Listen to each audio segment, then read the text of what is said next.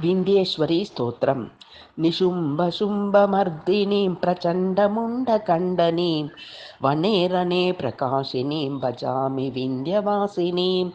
त्रिशूलमुण्डधारिणीं धराविघातहारिणीं गृहे गृहे निवासिनीं भजामि विन्ध्यवासिनीं।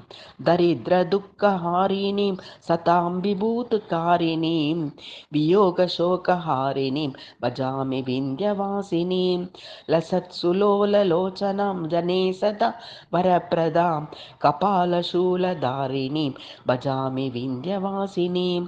करोमुदा गदाधरः शिवां शिवप्रदायिनीं वरावराननां शुभां भजामि विन्ध्यवासिनीं। ऋषीन्द्रजामिनिप्रदां त्रिदास्यरूपधारिणीं जले स्थले निवासिनीं भजामि विन्ध्यवासिनीं। विशिष्टसृष्टिकारिणीं विशालरूपधारिणीं महोदरे विशालिनीं भजामि विन्ध्यवासिनीं।